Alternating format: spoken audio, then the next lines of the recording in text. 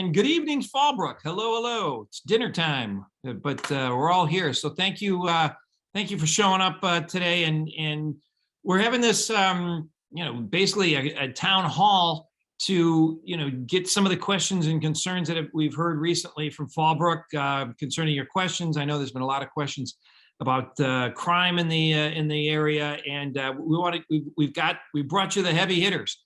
We brought you the people from the county to hopefully answer some of these questions. And as Miles had said, please put your questions in the chat. We're going to go for it. We have an hour, and we're going to save at least hopefully about 15 minutes for questions and answers. So we're going to try to keep things going on time. But I want to thank District Attorney Summer Stephan. She's here with us today. Also Under Sheriff Kelly Martinez and her team. And also Captain Charles Leonard from the California Highway Patrol. He's going to be participating as well. But before we dive into in the conversations, like I said, please use the chat. We'll get those questions answered. 3 years ago, we started the Fallbrook Revitalization Committees. And this is kind of a special committee where we have formed subcommittees that connect Fallbrook residents directly with county staff, which we're actually doing again tonight. But we have a public safety committee there, and with Leila McDonald of the chamber, she's the chair of that committee. And you're always welcome to be part of those revitalization committees. They meet more regularly and get more things done and have input and in contact with county staff and county resources. So if you're interested, please call my office. We'll get you connected up with these revitalization groups as well within Fallbrook. So there's always a great deal of questions and concerns regarding homeless in the downtown area. We've been working with our Health and Human Services team to bring and engage these individuals into services and housing if they're willing to take it. 3 years ago, there were about 60 individuals experiencing homelessness in Fallbrook. However, that actual number of people is changing month to month. And we've got trained teams with the sheriffs, the homeless assistance resource team, HART, have engaged between 5 and 22 people every month for the last 3 months. And we're going to continue to provide ongoing outreach with a goal of connecting people in permanent housing and services to end homelessness. In addition to the data from our trained professionals in the Regional Task Force on Homelessness, they conduct their annual point in time count and the 2022 count. The results have not all come in yet.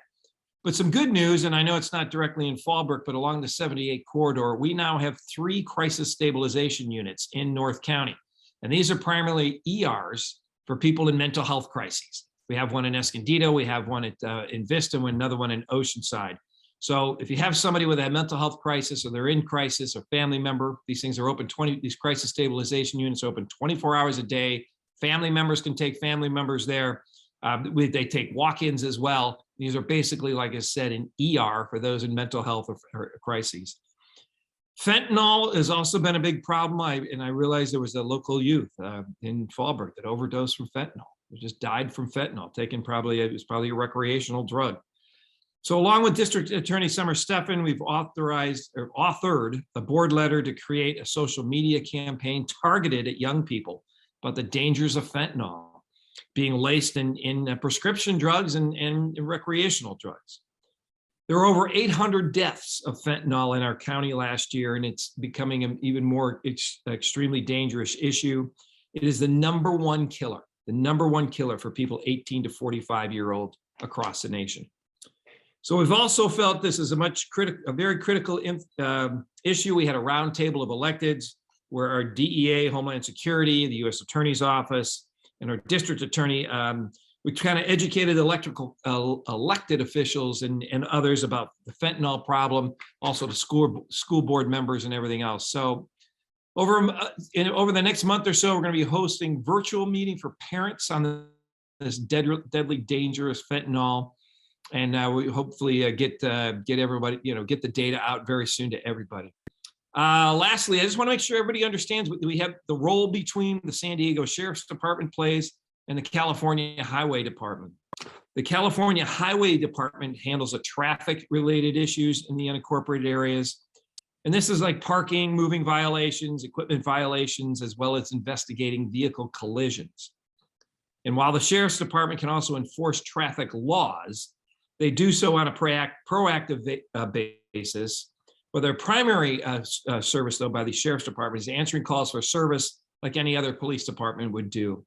So from civil matters and disturbances, emergency calls for crime in progress, as well as subsequent investigation on criminal allegations do include making an arrest and investigate follow-up. So crime, if that's the main topic here for tonight in Fallbrook, that's handled primarily by the Sheriff's Department, not the Highway Patrol.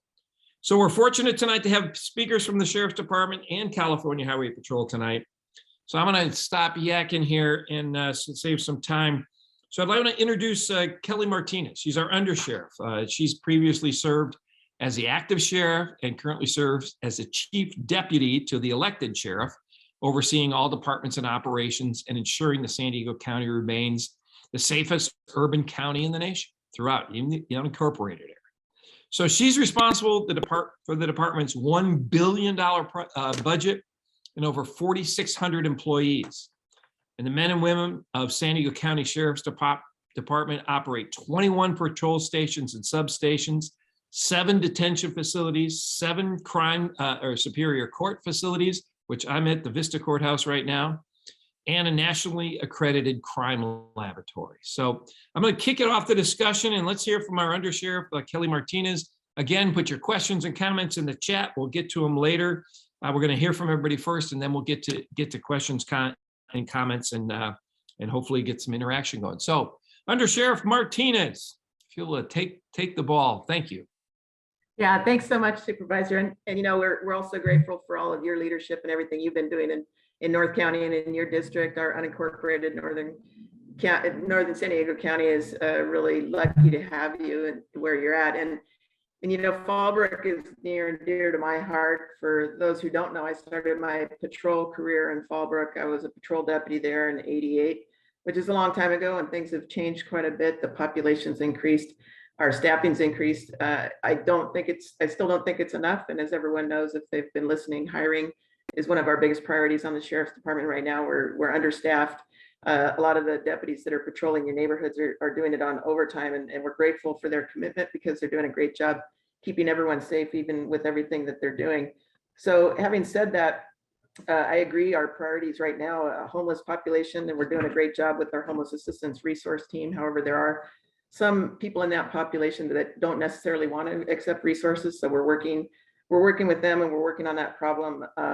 The crisis stabilization units that Supervisor Desmond's had a big hand in starting, the first one in Vista. Those are going to be a game changer. I think the drop off ability of our deputies to a 10-minute drop off for someone who's in mental health crisis and able to go get back on the beat and start servicing our areas is really critical and really saves a lot of time for the deputies to be back in the field. The mobile crisis response teams are really starting to get out there and move around. That's a non-law enforcement response to mental health crisis. And we've gone live with our 911 calls. Now you can call 911 and get a mobile crisis response team response to your issue, if that's what's dictated. And then I know everyone's worried about and concerned about theft. That's probably the crime that has increased the most in our jurisdiction, as well as a number of other jurisdictions. There's a lot of things I think as a community we can do to prevent some of those thefts, locking your vehicles, paying attention to what's going on in the neighborhood. If you're experiencing mail theft, work with the post office to see if you can get locked mailboxes. That's really the best way to prevent that theft, but also just report what you see.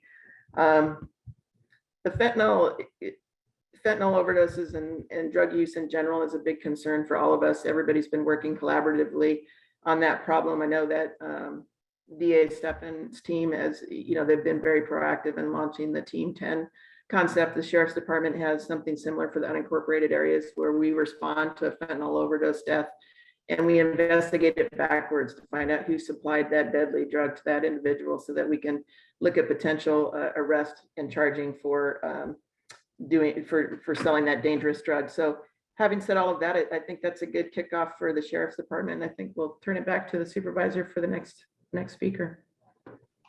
All right, we're moving right along. So I want to introduce our district attorney, Summer Stephan. She has devoted her life to protecting children and families, providing justice to the most vulnerable. She's a national leader in the fight against human trafficking and sexual exploitation. She leads the second largest DA's office in California. She leverages her extensive leadership experiences to set clear public safety priorities in collaboration with law enforcement and communities. She's keeping San Diego County one of the safest urban regions in the United States.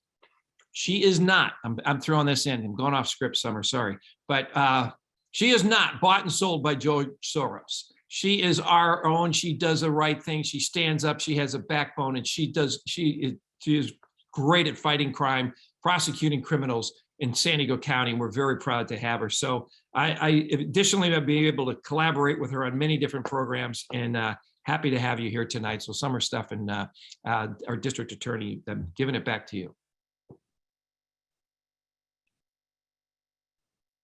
Thank you so much, Supervisor Desmond, for that wonderful introduction. And it's okay, you can go off script anytime you wish. It's good to have organic talk on this. It's great to be with Fallbrook. It's so exciting to see 75 of you and more joining. This is really what makes our community, is the strength of our individual neighborhoods, how we look out for each other. We're a big place, San Diego. We're the second largest county. We're the fifth largest in the nation, but it doesn't feel that way because we keep the character of our neighborhoods. And the other reason it doesn't feel that way is because of our strong collaborations and partnerships. You know, our partnership with Supervisor Jim Desmond, we're able to pick up the phone and talk about issues and talk about how we can make your community safer. Our partnership with Under Sheriff Kelly Martinez, that I've worked with for 30 years and, you know, kind of grew up together in law enforcement. And it's just really amazing to get things done with a phone call and with a focus on our neighborhoods, because if our neighborhoods aren't safe, you know, nothing else can thrive. Business, our kids, our seniors, we have to make sure we keep our eye on the ball. We do not let what happened to San Francisco and LA and other regions that have decided to neglect public safety. We need to keep that as a focus.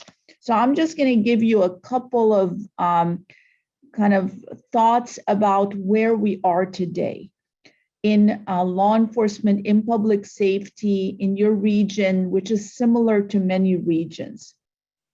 We are fighting on a lot of fronts, and these fronts are getting more and more difficult. Let me tell you about the fight we had last week, and we don't know if we won or lost that battle yet.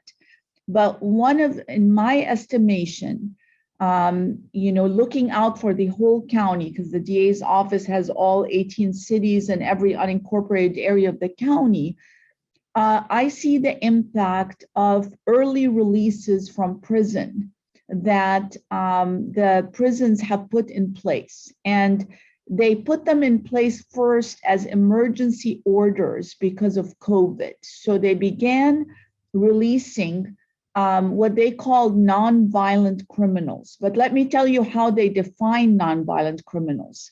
The definition includes somebody who has committed human trafficking, elder abuse, domestic violence, and other really atrocious crimes, and includes people with criminal records that have murder, attempt murder, robbery, armed robbery, residential burglary. How in the world you can define this as non-serious, non-violent crime, I have no idea. So I got together with a bunch of like-minded district attorneys, and we had to sue the Department of Corrections to stop these releases. So we temporarily won because our argument was that they did not afford the public the ability to give input, which is required by the rules, and they violated the victims' rights, which are in the Constitution. Now, this doesn't mean that there are good time credits that prisoners get, and we're not touching that. We understand that you need that to be able to incentivize good behavior. These are just additional freebies. we were notified that they want to make these permanent, which is, in my mind, is what's affecting a lot of our street activity, our different type of homelessness, because they're not released on parole. They don't have a re-entry plan.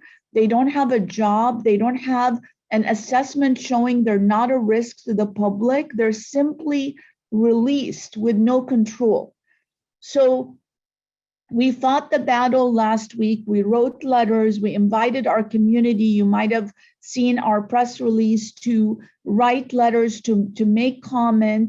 We have not heard what the final decision is and whether they're going to continue these releases, early releases, by giving violent criminals and what they call non-violent with violent histories a credit to the point of 66%. So somebody picture is getting sentenced by the judge, they get 10 years, they actually serve 3 years, 4 months. They're released without parole and without any really control, housing or employment or anything to give our community a sense of safety. So this is a big battle, and we need the community to stay alert, to fight alongside us, because your voices are important. And it's important that we balance the rights of everyone, the rights of people who are incarcerated, the rights of victims, the right of the community to be safe. There is a balance we must maintain. The other big thing is what Supervisor Desmond pointed out to, which is, oh, and by the way, that we can't really measure whether the early parole is the reason that we're seeing an uptick in crime, because they're essentially released. There's no notification. Their name disappears. So until they're arrested, we don't know if they're an early release. We have to track back, and it's a very tedious process to know if they were an early release or not. So this has been a big issue for us. The other big issue is that we've become the largest entryway for fentanyl, which is 50 times stronger than heroin in the whole nation. So the supply of fentanyl is so readily available on our street. The numbers, it's exactly as Supervisor Desmond said, we topped 800 in 2021, 817 overdose deaths from fentanyl. And also the number one killer of people 18 to 45. This is affecting our neighbors, families. Everyone has a friend or a neighbor or themselves who lost someone to fentanyl. So how are the cartels doing this? Are they labeling it, this is fentanyl and it's going to kill you? Absolutely not. This is a synthetic opioid. So they make it in labs in Mexico. They make it look exactly like an Adderall pill, Xanax pill, which a lot of our young people and old people are on. They make it look like Percocet, like it's Oxycontin. It looks harmless. It looks like something that came from the pharmacy. So people of all ages feel a sense of comfort because it's packaged like a pharmaceutical pill. And they are taking it, not realizing that 2 grains are going to kill you. This is a huge fight for us. In 2019, just to picture the increase, we had 152 overdose deaths from fentanyl. That climbed in the 2 years with isolation, stress, everything else that happened in the last 2 years to 817. This requires a national policy to shut down the supply that is entering our nation and our region. And our local law enforcement is doing their part. They are fighting this. They are arriving at scenes like Under Sheriff Kelly Martinez said. They are responding like it's a homicide. They're trying to stop the supply. The CHP is fighting. Everyone is fighting this. I have DA investigators assigned to these teams. We also, though, need the prevention. That's where the community strength is. It is in talking about it and saying, you heard today that it's going to look like a regular pill from a pharmacy, but if it's not from the pharmacy, chances are really good it's going to be laced with fentanyl, and it could kill your friends, your children, your neighbors, your brothers, your sisters. We need to pass this word along. The March 4th fentanyl summit that Supervisor Desmond led has already translated into very good progress. He brought attention on a national level to our congressmen about this issue. There is talk about legislation and other things, but also we are on the verge of starting OD maps. Those are maps by the DEA that map out where the overdose deaths are happening so we can infiltrate that area with more resources, more information. So now I want to move to the third thing I want to talk about, which is the organized retail theft, and maybe the CHP has been leading these efforts with our ORCA. Our ORCA is not the orca, the whale. That is the organized crime retail theft, the fight that we're having, where all of the retail shops, small and big, come together with law enforcement. We share information because the news doesn't tell you, like when you look at the pictures, it looks random, right? It looks like a bunch of people smashing and grabbing.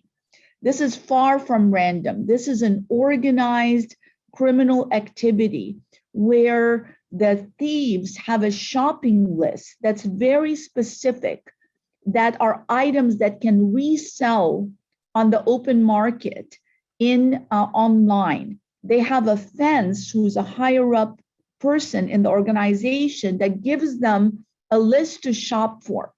So they go in and they shop for this list. One case that we did in North County was $700,000 worth. Fortunately, the theft was really from around Southern California, but they made the mistake to come to San Diego. We are not friendly to this activity. Coming together with law enforcement, we were able to put through ORCA all of the different pictures together to get a full picture of who was doing this.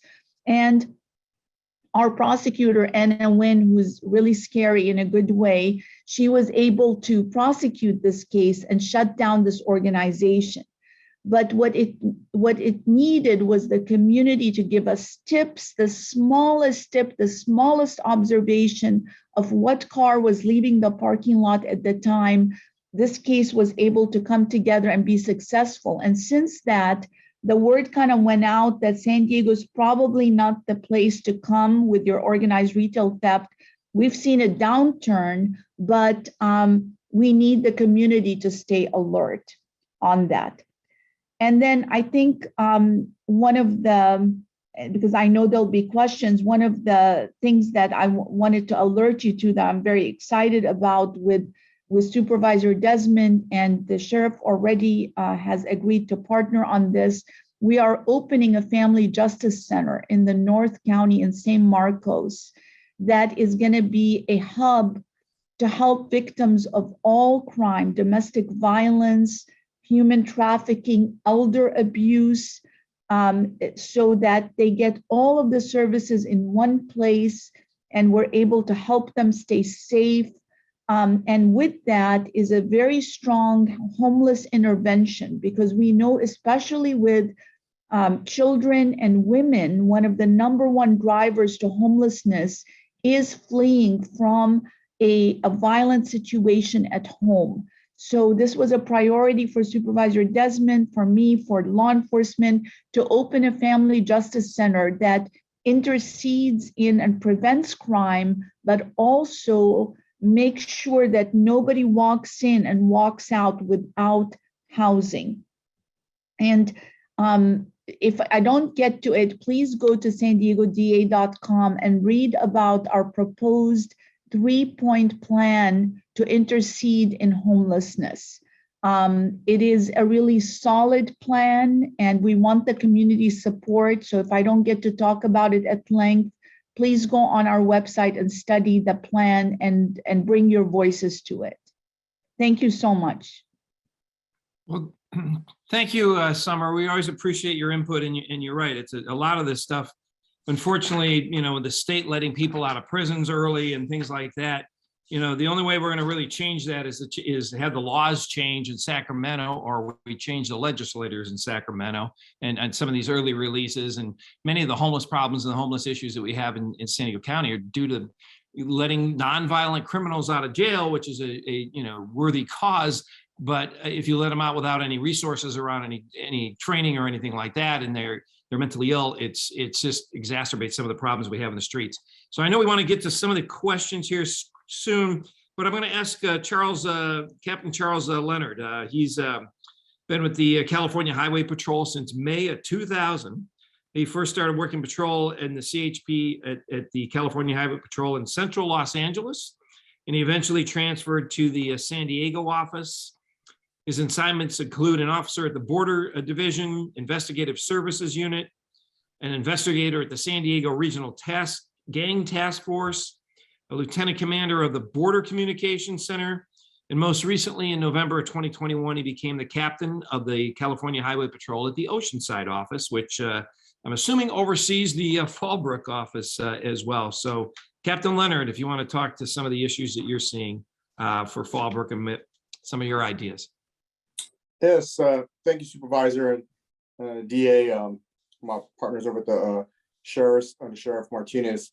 I am reading the comments that are coming up, and I can assure the whole community that the Under Sheriff, the sheriffs, the Highway Patrol, it is our concern, and we do hear your concerns, and they're recognized. A lot of it, both of us from both of our departments have officers and deputies that are on our department that actually live in the community as well. So your concerns are not going unheard. I can say, as when I was on the gang task force with the sheriffs, we did work Fallbrook, and I know the community, it can be frustrating for us to hear this, but it's really an understatement when we talk about how understaffed we are. When I was a lieutenant out of the Oceanside area, which covers Fallbrook also, at that time we had 75 to 80 officers regularly. Today, even though the population's increased, the demand has increased, we're down to 53. And that includes our injured officers that are out on limited duty. And I know our partners, our brothers and sisters over at the Sheriff's Department are facing the same issues. With the recent years, and I'm not making an excuse, I'm just really trying to give us an understanding of where we're coming from, because I can assure you there's no lack of effort from the sheriffs, from the Highway Patrol. But to give an example, we used to have a back shelf just waiting with applicants that our academies were full. And after the recent events of the past couple of years, we can't even staff a full academy anymore, let alone have people waiting on the shelves. So, just from that perspective, and right now it's no fault to the departments or to the DA's office, but like our A-Watch, sometimes we, on a good day, we have 5 units covering from Oceanside to the Palomar Mountains, Fallbrook to the San Diego limits up to Temecula, and that's 5 units. So a lot of times our officers, it's not that they don't want to go, and we have concerned citizens expressing their concerns with speed in this area, traffic in this area, crime in this area. But to be completely transparent and honest, a lot of times our officers it's hard for them to focus in a specific area when they're going from one call to the next call. But I can assure you that we are going to make an effort, and I know we can collaborate with the sheriffs to make efforts to try to, and same as what the undersheriff was speaking to, we're actually, a lot of our shift coverage is on overtime just because we don't have the staffing to staff it with just our regular officers. But I can assure you, it's meetings like this, and thank you, Supervisor, for putting this together, that we can hear the concerns, and then together, the sheriffs, the Highway Patrol, we can make an effort to to target specific things and to show you all that, you know, we hear your concerns and we want to do something about it. Well, thank you very much, Captain, and appreciate, you know, the input that you have and your frustrations of you know, you're absolutely right. We've unfortunately recruiting law enforcement officers now is tough, and you took a hard rap in the press and everything else in the media in the last couple of years, and undeserved, I think, undeservedly. I mean, nobody's perfect. No institution's perfect, 100% perfect. But unfortunately, I think it's really hurt our law enforcement abilities and to recruit. And we need, and all across the board, more people in law enforcement. And so, and I know you're stretched thin. There's mandatory overtime at some of their jails and facilities, and it's kind of untenable right now. But so I want to get to some of these questions here that are popping up. I don't know who can handle these or not. I'm not the expert on many of these, but one of the first questions was asked about mail theft. Somebody lives in Palo Mesa. They have spoken to the post office. I don't know what. So if you get a mail theft call, Kelly or whoever else, what's the best advice we can give to people? Their mail's being stolen. Yeah, you know, it's really a lot of that. We really need citizens to do a little bit of proactive prevention if they can. I know that you have to go through the post office to get locked mailboxes. If people can look out for each other, you know, it's such an easy crime of opportunity, and it's just shameful when it happens. People go by and quickly steal, you know, credit cards that are coming in the mail, checks that come in the mail, identity, all kinds of things. So it's really imperative that you report that when it happens, and we can work with the U.S. Postal Service, their investigators, to track some of that down. But it's we really do need the cooperation of the communities to let us know that it's happening, so that we can do extra patrol in the area around the time that mail's being delivered. And if it's going to sit in the mailbox for a period of time, if you have the ability to have someone else pick your mail up for you, if you're not able to lock your mailbox, just try to think proactively to prevent that in your area. And when it does happen, make sure you report it. Yeah. And you know, there's the next, we got another question here on this one sounds very specific, and it's kind of the same type of thing. Is you got to report it. You got to give us a call. You got to don't think, oh, they don't want to be bothered with another call from me. You need to call every time there's something going on. So this next one is a problem house, 228 North Stagecoach Lane. They're saying there's drugs, there's loud parties, assaults, beatings, burglary charges. Former Safe Streets former Safe Streets house, now house. I'm not sure what that is.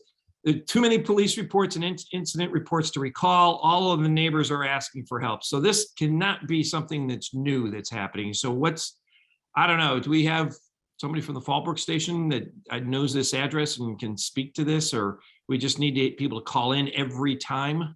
Yeah, I'm gonna, if Lieutenant Hernandez, you want to come on the call real quick, he's the substation lieutenant. And for those who are on the call who haven't met or interacted with him yet, he's a phenomenal new addition to Fallbrook Station, and I think he's extremely engaged. He's done some terrific work at other stations where he's been, and he and I were texting each other about this question in the chat. So Lieutenant Hernandez, are you there?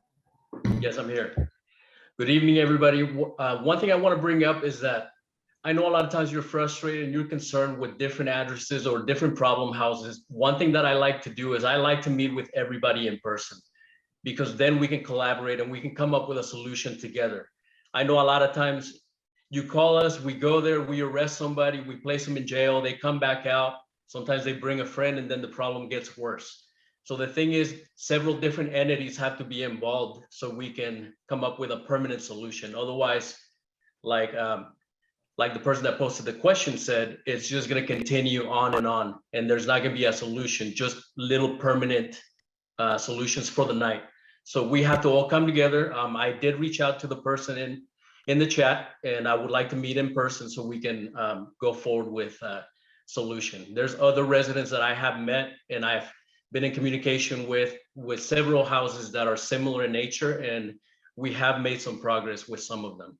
So please reach out. I'm always happy to help everybody out. So I guess, have you had several calls? And I'm not trying to press you here, Lieutenant, but so have you had several calls on this particular house that you're aware of and you've investigated and gone there and I don't know if these occurrences are happening when you show up or not, or what's kind of the status on this place? There's several houses, Supervisor Desmond, that are similar to this, where either it's a flop house or people have just taken over.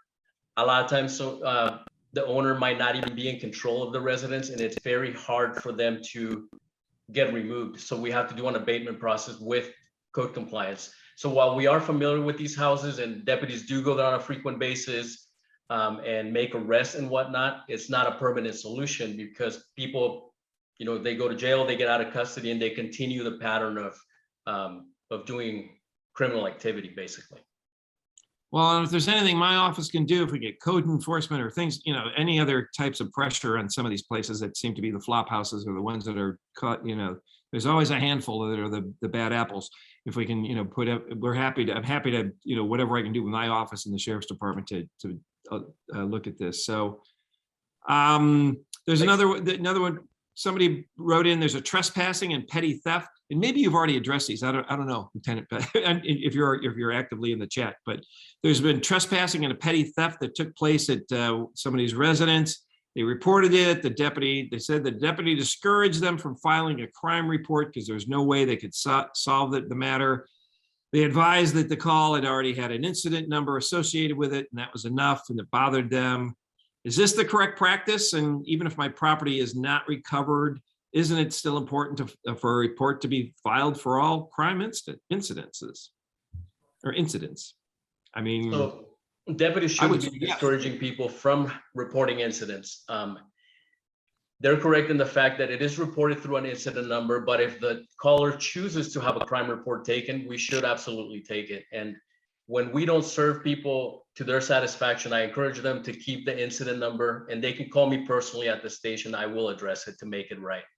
I know a lot of times we may not be able to recover the property or whatnot, but that should be the choice of the caller to make, not for the deputy to dissuade them. So I I would also interject that whenever there's a theft, we should be taking those reports. All thefts should be reported, and it's really, we keep saying, call us and report crime. If we don't know it's occurring, we can't do anything to work on the problem or prevent it.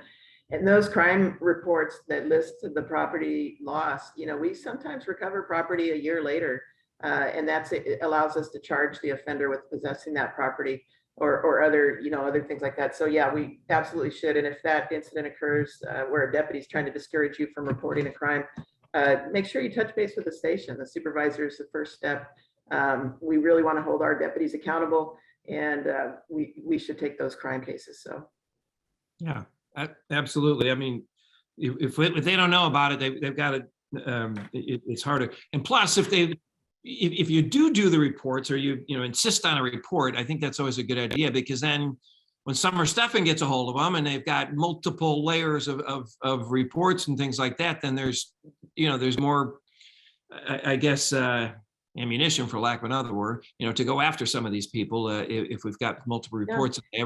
And sometimes some reporting from one incident that seems innocuous or that's not going to go anywhere, like you said, 6 months later, that same individual's involved in another crime, or a month later, and we could tie those cases together. So yeah, it's always important to report. And if the deputy's not taking your report and you believe they should be, then make sure you touch base with the station or supervisor. That's how we hold our people accountable and make sure things are being done the right way. Okay, I got another question here. I'm not sure if this is for our CHP or not, but its question is, if I call San Diego Dispatch, how does the Fallbrook office know what's going on? There's a discrepancy in correlation of information from San Diego to Fallbrook. CHP has the same issue. If I call Vista, the Oceanside station does not have access to that information. So I guess, what's the proper way if somebody wants to report a crime or something like that? Who do they call? Well, I can speak on it if you don't mind, Under Sheriff. I don't want to step on toes, but if I can say I know we actually work I was the commander of our communication center down in San Diego. But I know if the sheriffs get a call, both of us triage what calls coming in. So if it's say a break-in or something like that, and an assault or something, then our dispatchers, CHP dispatchers, would then transfer that over to the sheriffs. If it's something like a DUI, traffic collision, something like that, the sheriff's dispatch would transfer that over to us.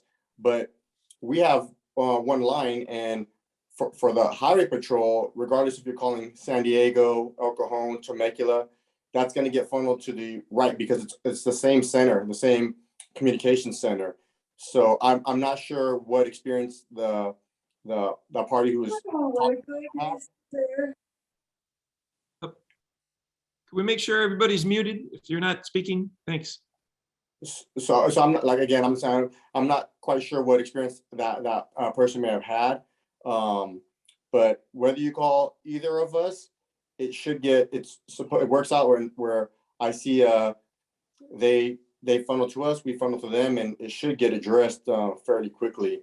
I can tell you for San Diego, and I was the commander in San Diego, not only are our uniform side very short staffed, and I know this is becoming a theme, but our dispatch side is also short staffed. And for example, on a slow day, maybe 900 up to 1,600 911 calls come in a day in a 24-hour period.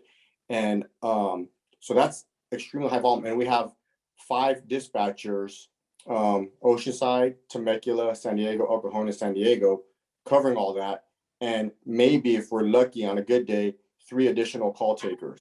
So it may take in all honesty, it may take a few more seconds before the call is answered.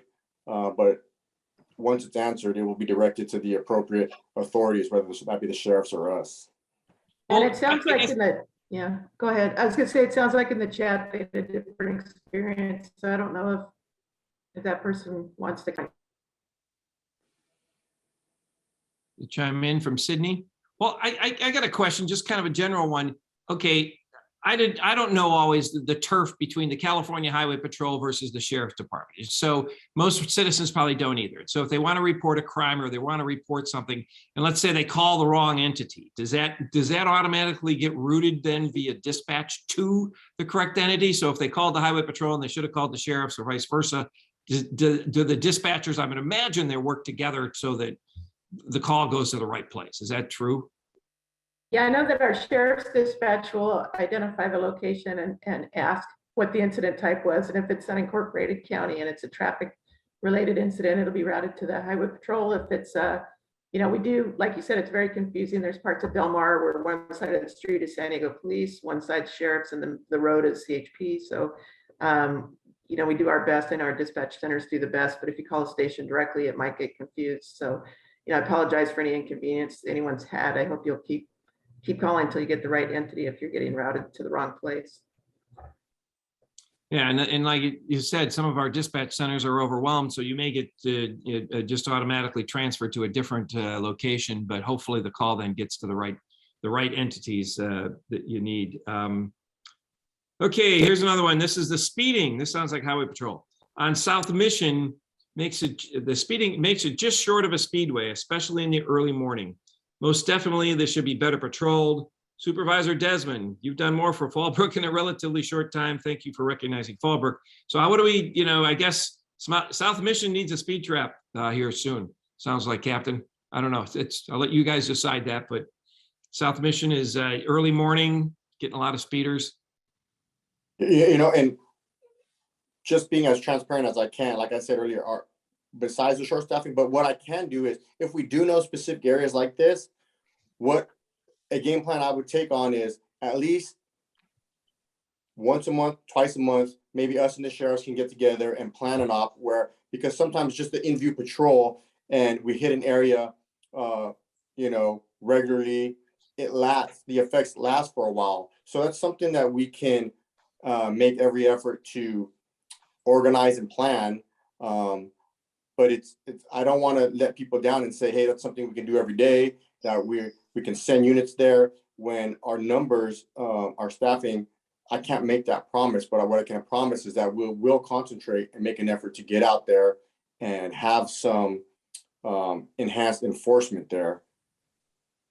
Yeah, it sounds like, you show up for a while and then they slow down and then you go someplace else, and then they speed up, and you got to keep making the rounds. It's kind of unfortunate how that probably works. All right, the next question, I think this particularly for the sheriffs, is there seems to be more graffiti in town lately. I want to know if it's gang related. Some property owners are better at cleaning it up, and if there's any programs exist to remove graffiti as soon as possible. Not doing so encourages more of the same criminal activity. I will just say, just briefly, kind of the research I've been finding, because I've been hearing this also about graffiti. If it's on private property, it's harder for us to clean up. We have to get permission from the property owner and things like that before we can go on the property and do any cleanup. If it's on a county road or on a county road sign, we can get those cleaned up relatively quickly. But when it's on personal property, which unfortunately a lot of it is, so I guess the question is it gang related or is it just kids tagging? And one of the things I was familiar with when I used to be the mayor of San Marcos, we used to take pictures of all the graffiti. And so when we did catch that kid, eventually, and they did many, they're tagging their signature, whatever it is they did, then we were able to get them for a felony instead of a misdemeanor or something to that effect. And is that program still going on? And is that gang related, I guess, in Fallbrook for the graffiti?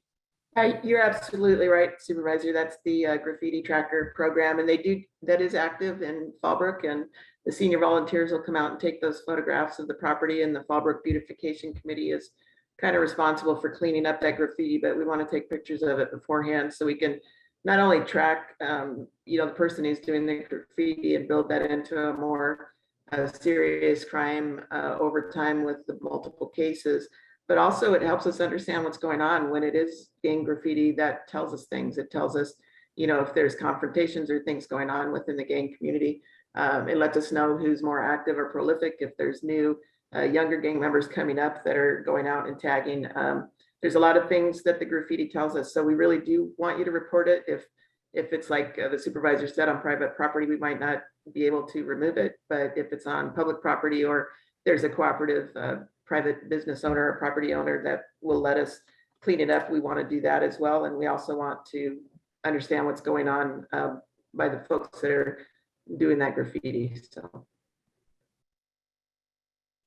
yeah, but is it mostly gang related? I don't know.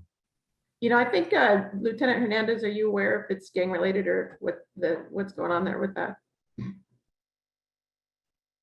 While the overwhelming majority of graffiti that we have in town is tagger related, there is the occasional gang related graffiti in town. A lot of times I drive through the town and I do identify different incidents, and I do call them in, or I'll let our crime suppression team deputies know about it. I have several years of extensive investigative experience with both tagger graffiti and gang investigation. So I'm able to identify both. And like the undersheriff said, it does get placed into graffiti tracker. And ultimately, if somebody is identified, then all the incidents are grouped together. Cost recovery is, there's a formula for cost recovery, and that goes into the packet that is submitted to the DA's office. And then we proceed with prosecution. So to answer the question, the gang graffiti is very minimal. It's mostly tagger graffiti. Okay. Let's see, here's a question. Somebody asked if the illegal immigrants are being sent to Fallbrook. No. If so, what's being done to eliminate this from happening?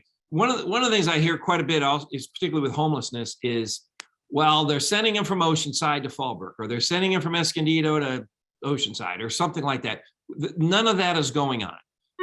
Unfortunately, with a lot of these homeless encampments, it's kind of playing whack-a-mole, unfortunately, just to, trying to be honest with you. And when an encampment gets moved, we don't shuffle people to any other jurisdictions or any other places. That's not going on.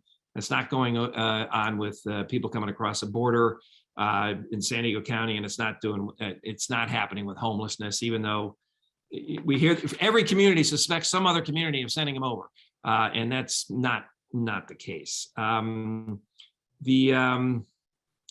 do you want to weigh in on any of these things? We got your expertise, and we don't have a specific question for you. Do you have anything you want to weigh in on?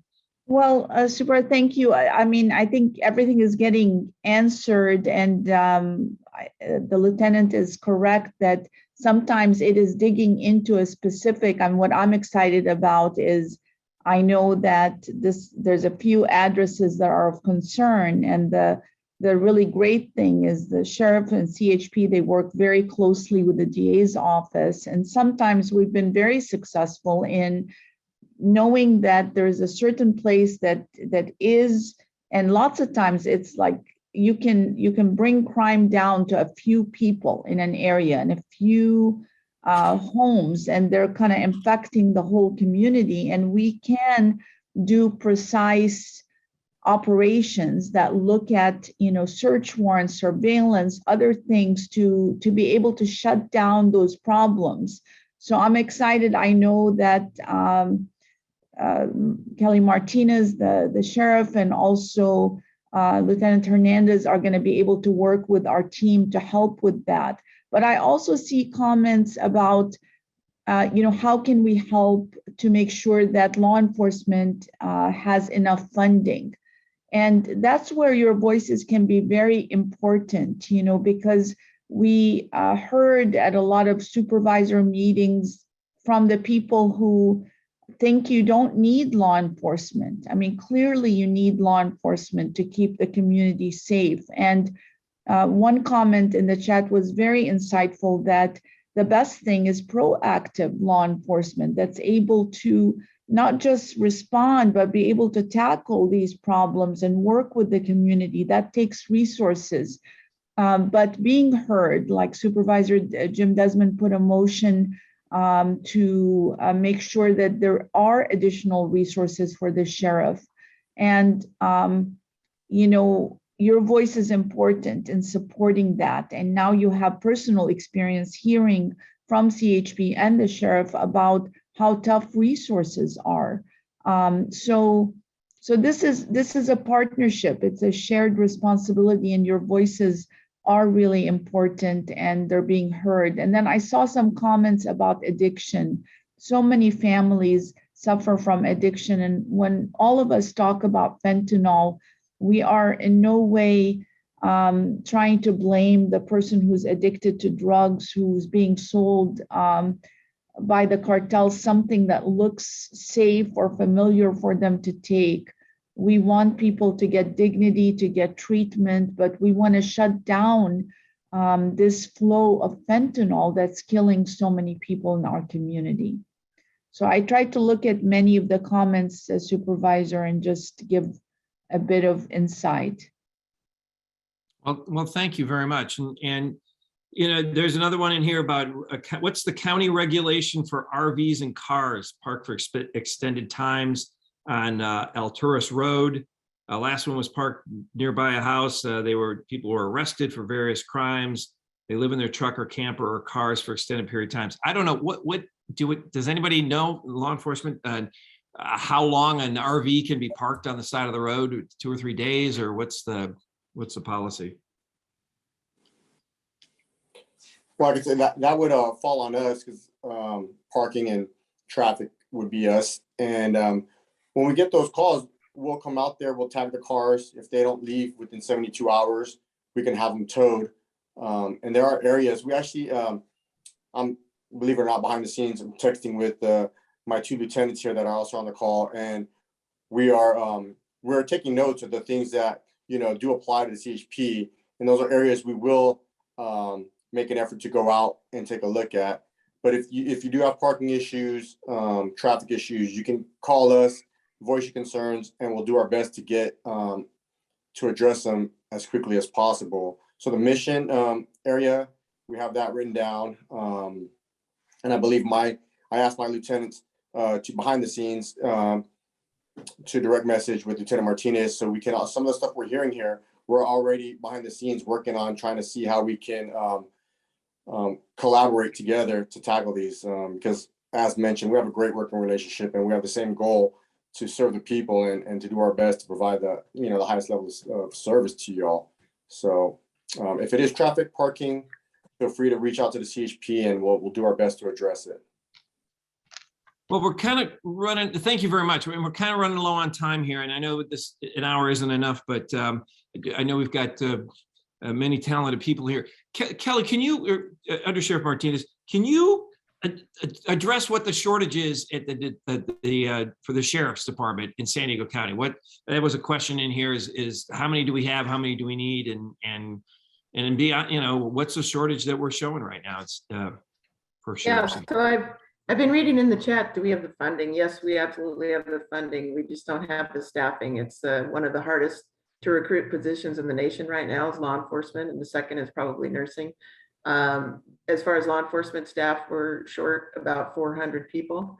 We have some academies planned. We've got about 185 people in the pipeline. We're trying to get them through backgrounds so we can get them in the next couple of academies. And when I say 400, that's between our jail staff and our patrol staff. So we have done some things to get more people, to focus the priority of public safety and patrol. So we aren't filling certain detective positions, some of our task force positions, some of our positions that we've basically prioritized patrol in jail right now. So that's where we're putting our personnel so that they can staff.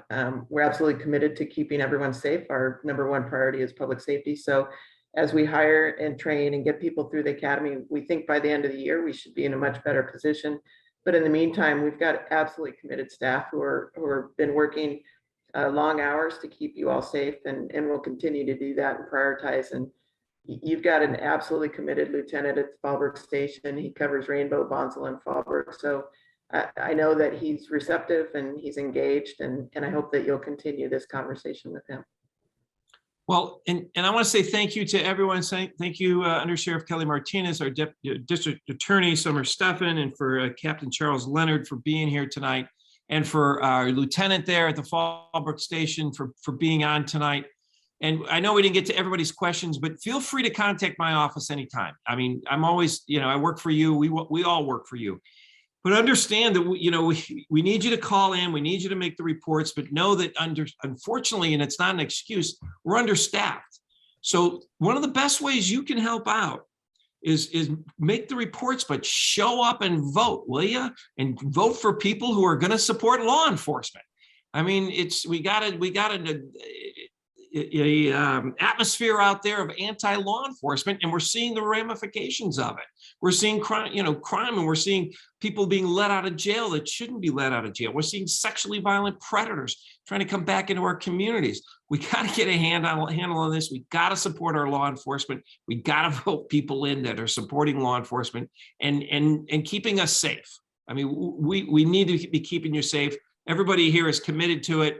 We're spread thin. We're going to do the best we can. We're not going to, rest on our laurels. Contact my office, particularly if there's on these houses that are just the problems. We can maybe shake a few more trees or whatever to try to get some more enforcement or backup or whatever the case may be. Know that Supervisor Anderson and myself both put forward an agenda item here just recently, asking the Sheriff's Department to say, what can we do to help you? What can we do to recruit? What can we do? What can we speed up? And, be it background checks or be it whatever that might be, how can we help you in the recruiting effort? How can we help, the district attorney's office? So know that, you got great people, they're dedicated, they're trying to do the best we all can. Contact my office if we didn't get to what you wanted to talk to about tonight. Happy to, try to do that.